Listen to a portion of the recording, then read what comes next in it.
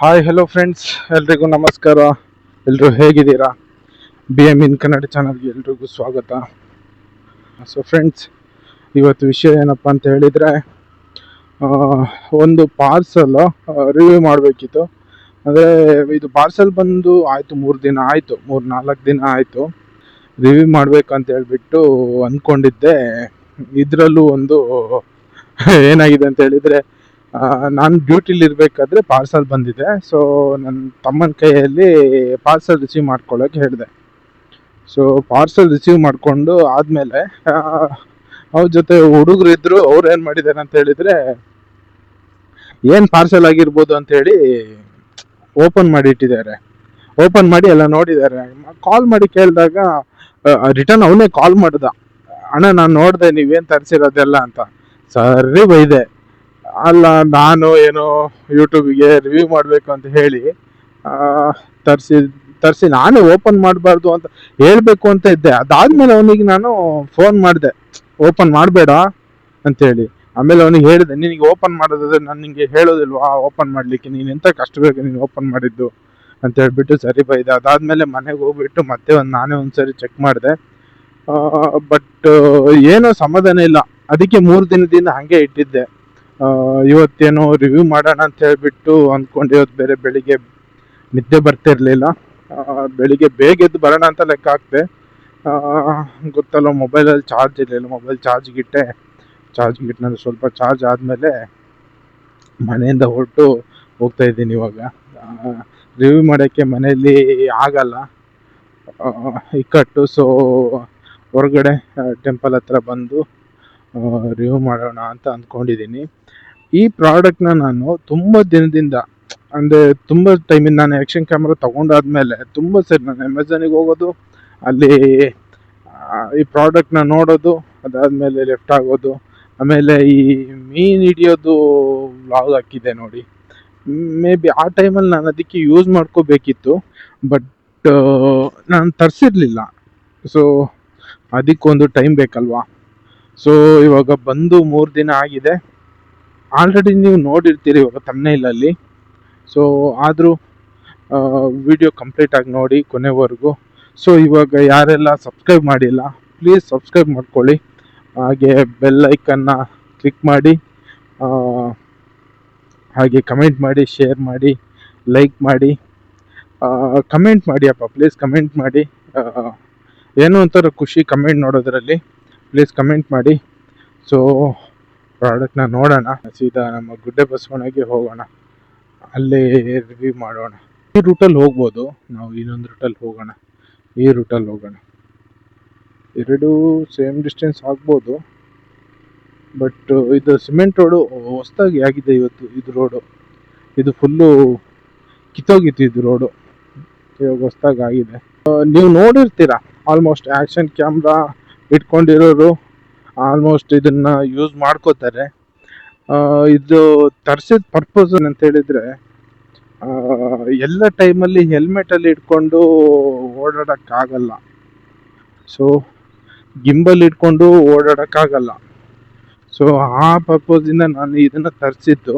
ಇವಾಗಲೇ ನಿಮಗೆ ಗೊತ್ತಾಗಿರ್ಬೋದು ಏನು ಅಂತೇಳಿ. ಮತ್ತೊಂದು ಏನಂತ ಹೇಳಿದರೆ, ನನಗೆ ವಿಡಿಯೋ ಅಪ್ಲೋಡ್ ಮಾಡಲಿಕ್ಕೆ ತುಂಬ ಕಷ್ಟ ಆಗ್ತಿದೆ, ಎಡಿಟ್ ಮಾಡೋಕ್ಕೆ.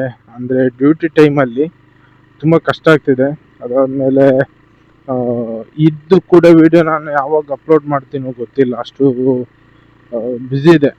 ಒಂದಿನ ಫ್ರೀ ಸಿಗಬೇಕು, ಗೊತ್ತಾಯ್ತಾ. ಬೆಳಿಗ್ಗೆ ನಾನು ಡ್ಯೂಟಿಯಿಂದ ಹೋಗಿ, ನಾನು ಮಾರ್ನಳ್ಳಿಲಿ ಇರಬೇಕಾದ್ರೆ ಬೆಳಿಗ್ಗೆ ಹೋಗಿ ಒಂದು 11 ಗಂಟೆಗೆ ನಾನು ಎಡಿಟ್ ಮಾಡ್ಲಿಕ್ಕೆ ಕೂತ್ರೆ ಸಂಜೆ 5 ಗಂಟೆಗೆ ಎಡಿಟು ಆಲ್ಮೋಸ್ಟ್ ಮುಗ್ದಿರೋದು. ಅಂದರೆ ಒಂದು ಸೆಟ್ ಮುಗ್ದಿರೋದು.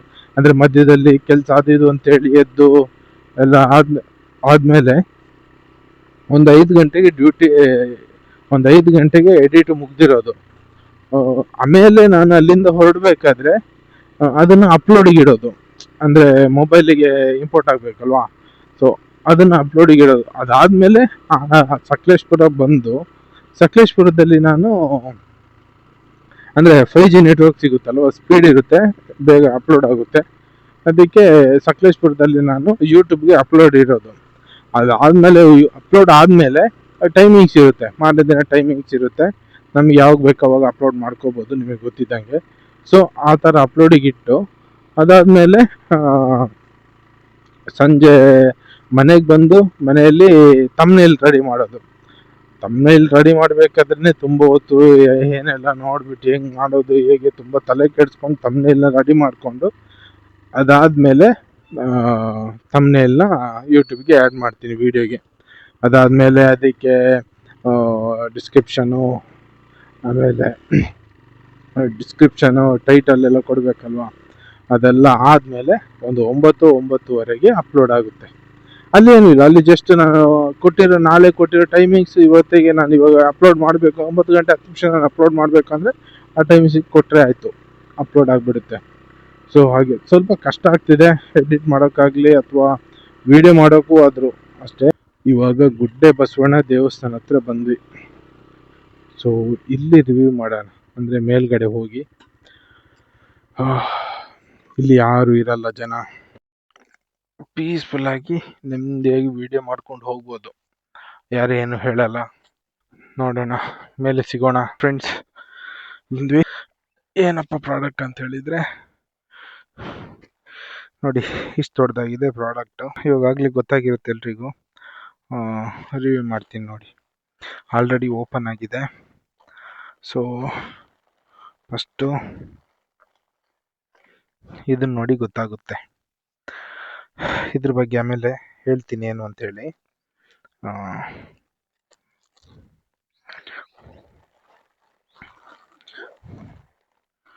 ಇದು ನೋಡಿ,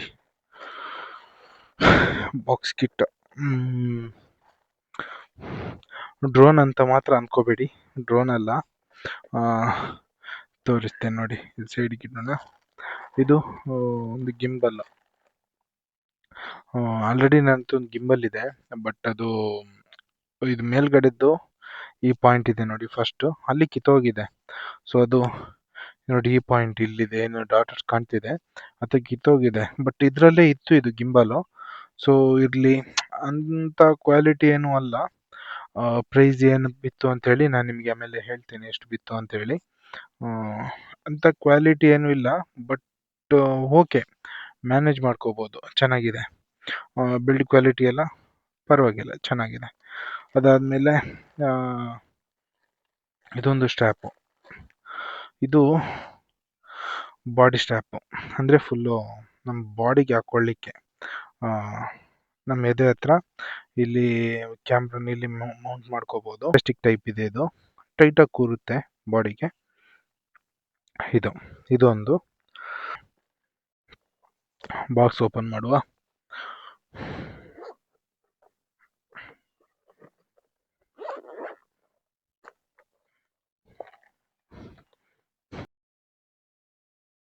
ಇದು ನೋಡಿ, ಇದು ಜೆ ಮೌಂಟು. ಇದು ಜೆ ಮೌಂಟ್ ಅಲ್ಲ, ಇದು ಕ್ಲಿಪ್ ಥರ ಇದೆ. ಇದು ಯಾವುದಕ್ಕೆ ಯೂಸ್ ಮಾಡ್ಕೋಬೋದು ಅನ್ನೋದು ಅಷ್ಟು ಇದಾಗ್ತಿಲ್ಲ. ಇದೊಂದಿದೆ. ಅದಾದ ನಂತರ ಇದು ನೋಡಿ, ಇದು ಬೈಕ್ ಹ್ಯಾಂಡ್ಲಿಗೆ ಮೌಂಟ್ ಮಾಡೋದು. ಇದು ಚೆನ್ನಾಗಿದೆ, ಬಿಲ್ಡ್ ಕ್ವಾಲಿಟಿ ಚೆನ್ನಾಗಿದೆ. ಇದು ಅಂದರೆ ನಾವು ಕೊಡೋ ಪ್ರೈಸ್ ರೇಂಜಿಗೆ ಚೆನ್ನಾಗಿದೆ. ಇದು ಚೆನ್ನಾಗಿದೆ, ಒಳಗಡೆ ಸ್ಪಾಂಜ್ ಎಲ್ಲ ಇಟ್ಟು. ಇದನ್ನು ರಿಮೂವ್ ಮಾಡಿ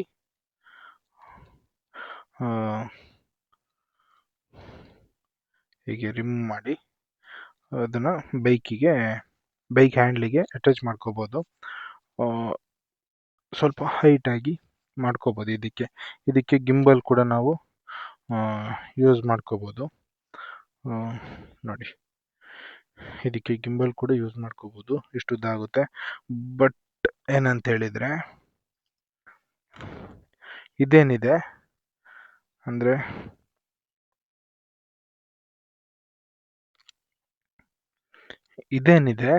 ಇದು ಇರಲಿಲ್ಲ. ಸೊ ಇದು ನಾನು ಸಪ್ರೇಟಾಗಿ ತರಿಸಿದ್ದೆ. ಸೊ ಇದೊಂದಿತ್ತು, ಒಂದು ಕಡೆ ಇತ್ತು, ಇದನ್ನು ಯೂಸ್ ಮಾಡ್ಕೋಬೋದು ಅಂತ ಹೇಳ್ಕೊಂಡು ಇದಕ್ಕೆ ಅಟ್ಯಾಚ್ ಮಾಡಿ ಇಟ್ಕೊಂಡಿದ್ದೀನಿ. ಗಿಂಬಲ್ ಏನಾದರೂ ಹಾಕ್ಕೊಳ್ಳೋದಾದರೆ ಇದನ್ನು ಯೂಸ್ ಮಾಡ್ಕೋಬೋದು. ಅದಾದ ನಂತರ ಇದು ನೋಡಿ, ಗ್ಲಾಸಿಗೆ ಗ್ಲಾಸಿಗೆ ಅಟ್ಯಾಚ್ ಮಾಡ್ಕೋಬೋದು. ಇದನ್ನು ಓಪನ್ ಮಾಡಿಬಿಟ್ಟು ಗ್ಲಾಸಿಗೆ ಈ ಥರ, ಮೊಬೈಲ್ ಎಲ್ಲಿದೆಯಪ್ಪ, ಹೇಗೆ ನೋಡಿ, ಈಗ ಮೊಬೈಲ್ ಗ್ಲಾಸ್ ಅಲ್ವಾ, ಕಾರ್ ಗ್ಲಾಸ್ ಅಂದ್ಕೊಳ್ಳಿ, ಈ ಥರ ಇಟ್ಟು ಈ ಥರ ಮೌಂಟ್ ಮಾಡಿದರೆ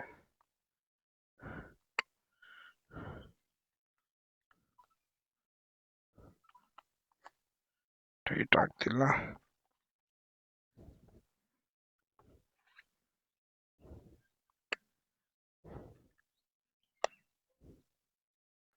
ನೋಡಿ ಟೈಟಾಗಿ ಕೂರ್ತಿದೆ. ಈ ಥರ ಗ್ಲಾಸಿಗೆ ಚೆನ್ನಾಗಿ ಅಟ್ಯಾಚ್ ಆಗುತ್ತೆ. ತೆಗಿಬೇಕು ಅಂತ ಹೇಳಿದ್ರೆ ಇದನ್ನು ಓಪನ್ ಮಾಡಿ ಇದನ್ನು ಸ್ವಲ್ಪ ಎಳೆದ್ರೆ ಸಾಕು, ಓಪನ್ ಆಗುತ್ತೆ. ಇದು ಏನಪ್ಪ ಅಂತ ಹೇಳಿದ್ರೆ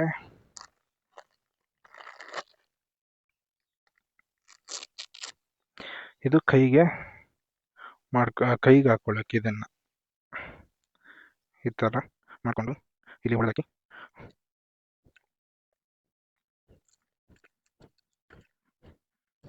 ಈ ಥರ ಮಾಡಿಕೊಂಡು ಕ್ಯಾಮ್ರಲ್ಲಿಗೆ ಸಿಗಿಸ್ಕೊಂಡು ಯೂಸ್ ಮಾಡ್ಕೋಬೋದು. ಸೊ ಇದನ್ನು ನಾನು ಇವತ್ತೇ ಓಪನ್ ಮಾಡಿದ್ದು, ಮೊನ್ನೆ ನಾನು ಓಪನ್ ಮಾಡಿರಲಿಲ್ಲ. ಸೊ ನೋಡಿ, ಇದು ಹ್ಯಾಂಡ್ ಸ್ಟ್ರ್ಯಾಪು. ಇದು ನೋಡಿ, ಇದು ನನಗೆ ಆ್ಯಕ್ಚುಲಿ ಮೇಯ್ನ್ ಬೇಕಾಗಿತ್ತಿದ್ದು. ಇದು ತಲೆಗೆ ಹಾಕೊಳ್ಬೋದು. ಅಂದರೆ ಕ್ಯಾಮ್ರನ್ನ ನಾನು ಬಾಡಿ ಹತ್ರ ಇಟ್ಕೊಂಡು ಕೈಯೆಲ್ಲ ಅಡ್ಡ ಬರುತ್ತೆ. ಸೊ ಇದಕ್ಕೇನು ಅಡ್ಡ ಬರೋದಿಲ್ಲ, ತಲೆಯಲ್ಲಿರುತ್ತೆ ಇದು. ತಲೆಯಲ್ಲಿ ಹಾಕೊಂಡು ಯೂಸ್ ಮಾಡ್ಕೋಬೋದು. ಇಲ್ಲಿ ಕ್ಯಾಮ್ರಾ ಸಿಗಿಸ್ಕೊಂಡು ಟೈಟ್ ಬೇಕಾದರೆ ಟೈಟ್ ಮಾಡ್ಕೋಬೋದು. ಇದು ಕೂಡ ಎಲಾಸ್ಟಿಕ್ ಟೈಪೇ ಯೂಸ್ ಆಗುತ್ತೆ. ಇದು ಚೆನ್ನಾಗಿದೆ. ಇದು ಬಿಲ್ಡ್ ಕ್ವಾಲಿಟಿ ಚೆನ್ನಾಗಿದೆ, ಇಷ್ಟ ಆಯ್ತು ನನಗೆ. ಅದಾದ ನಂತರ ಜೆ ಮೌಂಟ್ ಎರಡಿದೆ. ಅದರದ್ದು ಸ್ಕ್ರೂ ಪಿನ್ ಇದೆ. ಸ್ಕ್ರೂ ಪಿನ್ಗಳು ಇದು ಜಾಸ್ತಿ ಇದೆ. ಇದು ಮೆಟೀರಿಯಲ್ ತೋರಿಸ್ತೀನಿ. ಇದಾದಮೇಲೆ ಇದಿಲ್ಲಿ ಇಟ್ಟಣ. ಇದು ಏನಪ್ಪ ಅಂತ ಹೇಳಿದರೆ 2 ಸೈಡ್ ಪ್ಲಾಸ್ಟರ್. ಇದು ಏನಕ್ಕಾದರೂ ಯೂಸ್ ಮಾಡ್ಕೊಳ್ಳೋದಾದ್ರೆ ಅಂಗಡಿಯಲ್ಲಿ ಸಿಗುತ್ತೆ, ಬಟ್ ಇವರು ಎಕ್ಸ್ಟ್ರಾ ಹಾಕಿ ಕಳಿಸಿದ್ದಾರೆ. ಅದಾದಮೇಲೆ ಇದರಲ್ಲಿರೋದು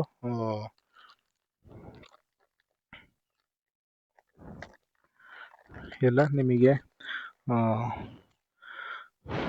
ನಿಮಗೆ ಏನಾದರೂ ಬೇಕು ಅಂತ ಹೇಳಿದರೆ ಇದಕ್ಕೆ ಅಂಟಿಸ್ಬಿಟ್ಟು ಎಲ್ಲಿ ಬೇಕು ನಮಗೆ, ಈಗ ಬೈಕ್ ಎಂಟ್ರಿಗೆ ಅಥವಾ ಹೆಲ್ಮೆಟಿಗೆ ಸೈಡಿಗೆ ಎಲ್ಲಾದರೂ ಅಂಟಿಸ್ಕೋಬೋದು. ಆಮೇಲೆ ಇದು ಕೂಡ ಇದು ರೌಂಡ್ ಇದೆ. ಅದಾದಮೇಲೆ ಪೂರ್ತಿ ಅದೇ ಸ್ಟಿಕ್ಕರು ಪೂರ್ತಿ ನೋಡಿ ರೌಂಡ್ ಇದ್ದಿದೆ. ಇದಕ್ಕೆ ನೋಡಿ ಯೂಸ್ ಆಗಲ್ಲ. ಇದನ್ನು ಈ ಥರ ಮಾಡಿಕೊಂಡು ಯೂಸ್ ಮಾಡ್ಕೋಬೋದು. ಇದನ್ನು ನೋಡಿ, ಇವಾಗ ನಾವು ಹೇಗೆ ಬೇಕೋ ಹಾಗೆ ತಿರುಗಿಸ್ಬಿಟ್ಟು ಇದನ್ನು ಹಾಕ್ಕೊಳ್ಬೋದು. ಅದಾದ ನಂತರ ಇದೆಲ್ಲ ಗಮ್ಮಿದ್ದೆ. ನಮಗೆ ಎಕ್ಸ್ಟ್ರಾ ಸೆಟಪ್ಗೆ ಏನಾದರೂ ಬೇಕು ಅಂತ ಹೇಳಿದ್ರೆ ಅಂಟಿಸ್ಕೊಂಡು ಯೂಸ್ ಮಾಡ್ಕೋಬೋದು. ಅದಾದಮೇಲೆ ಇದರಲ್ಲೂ ಕೂಡ ಅಷ್ಟೇ. ಇದು ನೋಡಿ, ಇದು ಎಕ್ಸ್ಟ್ರಾ. ನಮ್ಗೆ ಬೇಕಾದರೆ ಇದನ್ನು ಬಿಚ್ಚೋಕ್ಕಾಗಲ್ಲ. ಬಿಚ್ಚೋದಾದರೆ ಚೆನ್ನಾಗಿರ್ತಿತ್ತು. ಅಂದರೆ ಇದಕ್ಕೆ ಇನ್ನೂ ಹೈಟ್ ಮಾಡ್ಕೋಬೋದಿತ್ತು, ಇನ್ನೂ ಉದ್ದ ಆಗ್ತಿತ್ತು. ಬಟ್ ಅದು ತುಂಬ ಗಲೀಜು ಕಾಣ್ತಿತ್ತು ಅಂದ್ಕೋತೀನಿ.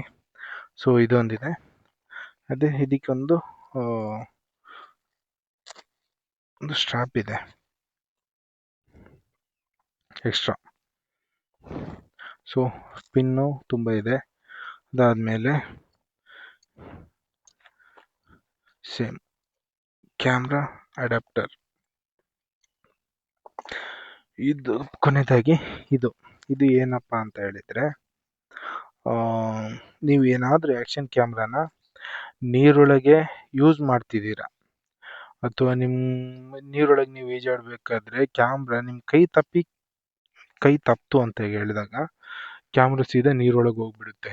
ಸೊ ಇದಕ್ಕೇನಾದರೂ ಅಟ್ಯಾಚ್ ಮಾಡಿದರೆ ಇದಕ್ಕೇನಾದರೂ ನೀವು ಮೌಂಟ್ ಮಾಡಿದರೆ ಇದು ಮೇಲ್ಗಡೆ ಇದರಲ್ಲಿ ಇದು ಒಳಗಡೆ ಗಾಳಿ ಇರೋದ್ರಿಂದ ಮೇಲ್ಗಡೆ ನೀರಲ್ಲಿ ತೇಲುತ್ತೆ. ಸೊ ಹಾಗಾಗಿ ನಿಮ್ಮ ಆ್ಯಕ್ಷನ್ ಕ್ಯಾಮ್ರಾ ಸೇಫ್ಟಿ ಆಗಿರುತ್ತೆ. ಸೊ ಅದಕ್ಕೋಸ್ಕರ ಈ ಮೌಂಟು. ಸೊ ಇದು ಚೆನ್ನಾಗಿದೆ. ನೀರಲ್ಲಿ ನಾವು ಕಮ್ಮಿ ಆ ಥರ ಎಲ್ಲ ನೀರಲ್ಲಿ ಇಳಿದು ನಾವು ಯೂಸ್ ಮಾಡಲ್ಲ. ಇಲ್ಲಿವರೆಗೂ ನಾನು ನೀರಲ್ಲಿ ಯೂಸ್ ಮಾಡಿಲ್ಲ ಕ್ಯಾಮ್ರಾನ, ವಾಟರ್ ಪ್ರೂಫ್ ಆದ್ರೂ ಯೂಸ್ ಮಾಡಿಲ್ಲ. ಏನೋ ಒಂಥರ ಭಯ, ಅಷ್ಟು ದುಡ್ಡು ಕೊಟ್ಟು ನಾವು ಕ್ಯಾಮ್ರಾ ತರಿಸಿ ನೀರಲ್ಲಿ ಬಿಟ್ಟು ಏನಾದರೂ ಆಯಿತು ಅಂತ ಹೇಳಿದರೆ. ಒಂದ್ಸರಿ ನಾನು ಕುದುರೆಮುಖ ಟ್ರಿಪ್ಪಲ್ಲಿ ಚಾರ್ಮಾಡಿ ಘಾಟಲ್ಲಿ ಮಳೆ ಬಂದಾಗ ಕ್ಯಾಮ್ರಾದೊಳಗೆ ನೀರು ಹೋಗಿತ್ತು. ಆವಾಗ ವಾಯ್ಸೇ ಕ್ಲಿಯರಾಗಿ ತಗೊಳ್ತಿರ್ಲಿಲ್ಲ, ಇಯರ್ಫೋನ್ ಹಾಕಿದ್ರು ಕೂಡ ಅಷ್ಟೇ. ಸೊ ಹಾಗಾಗಿ ನನಗೆ ಭಯ ನೀರಲ್ಲಿ ಯೂಸ್ ಮಾಡೋಕ್ಕೆ, ಯೂಸ್ ಮಾಡಿಲ್ಲ. ಅಲ್ಲಾದರೂ ಯೂಸ್ ಮಾಡೋದಾದರೆ ಇದು ಯೂಸ್ ಆಗುತ್ತೆ, ತುಂಬ ಹೆಲ್ಪ್ ಆಗುತ್ತೆ ಇದರಲ್ಲಿ. ಸೊ ಫ್ರೆಂಡ್ಸು ನೋಡಿ, ಇಷ್ಟು ಐಟಮ್. ಸೊ ಇಷ್ಟಕ್ಕೆ ಬಂದು ಅಮೌಂಟು 1330 ರೂಪಾಯಿ. ಸೊ ನನಗೆ ಅಮೆಝಾನಲ್ಲಿ ಇಷ್ಟಕ್ಕೆ ಸಿಕ್ತು. ಸೊ ನೀವು ಒಂದ್ಸರಿ ಬೇಕಾದರೆ ಪ್ರೈಸ್ ಚೆಕ್ ಮಾಡ್ಕೊಳ್ಳಿ, ಗೊತ್ತಾಗುತ್ತೆ. Camera accessories, action camera accessories. So friends, ಇದು ಇವತ್ತಿನ ವಿಡಿಯೋ. ಸೊ ಈ ವಿಡಿಯೋ ಇಷ್ಟ ಆಯಿತು ಅಂತ ಹೇಳಿದ್ರೆ ಲೈಕ್ ಮಾಡಿ, ಶೇರ್ ಮಾಡಿ, ಕಮೆಂಟ್ ಮಾಡಿ, ಹಾಗೆ ಸಬ್ಸ್ಕ್ರೈಬ್ ಕೂಡ ಮಾಡ್ಕೊಳ್ಳಿ. ಮತ್ತೆ ಸಿಗೋಣ ಇನ್ನೊಂದು ವಿಡಿಯೋದಲ್ಲಿ. ಅಲ್ಲಿವರೆಗೂ ಎಲ್ರಿಗೂ ಟಾಟಾ, ಬಾಯ್ ಬಾಯ್.